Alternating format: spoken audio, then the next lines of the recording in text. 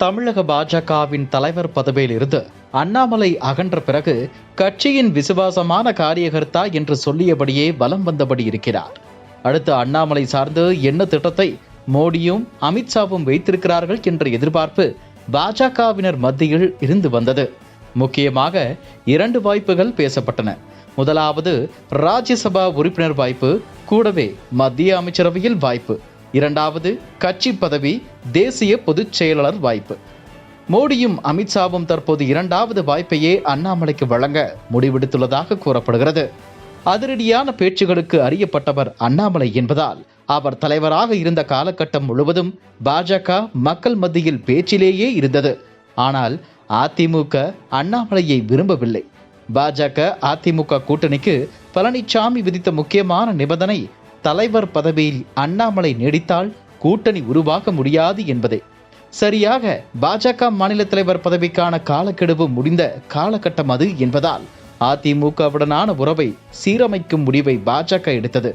ஆனால் பிரம்மாண்டமான திமுக கூட்டணியை வீழ்த்த வேண்டும் என்றால் மெகா கூட்டணி ஒன்றை அதிமுக பாஜக அமைக்க வேண்டும். அதற்கு கூட்டணி ஆட்சி எனும் உத்தியை கையில் எடுக்க வேண்டும் என்று எண்ணுகிறார் அமித்ஷா.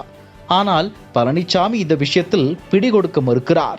மேலும் பாஜக கூட்டணியை விட தாவேகாவுடனான கூட்டணி மீதே அதிக விருப்பத்தை வெளிப்படுத்துகின்றனர் அதிமுக தொண்டர்கள்.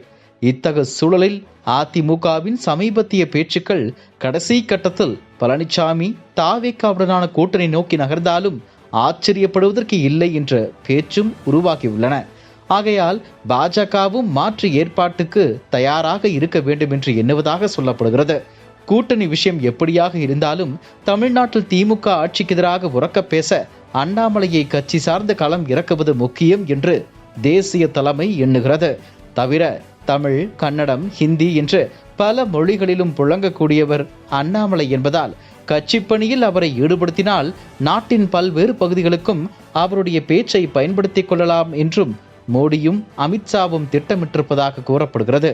இத்தகு பின்னணியில்தான் பாஜக தேசிய பொதுச் செயலாளர் பதவி அண்ணாமலைக்கு வழங்கப்படலாம் என்ற பேச்சு உருவாகியுள்ளது.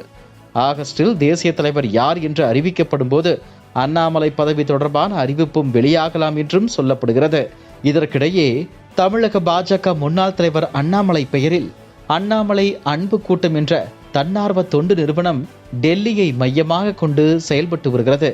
தமிழகத்தில் இருந்து டெல்லி செல்லும் தமிழர்களுக்கு உதவும் நோக்கில் லாப நோக்கமின்றி இந்த அமைப்பு செயல்பட்டு வருகிறது.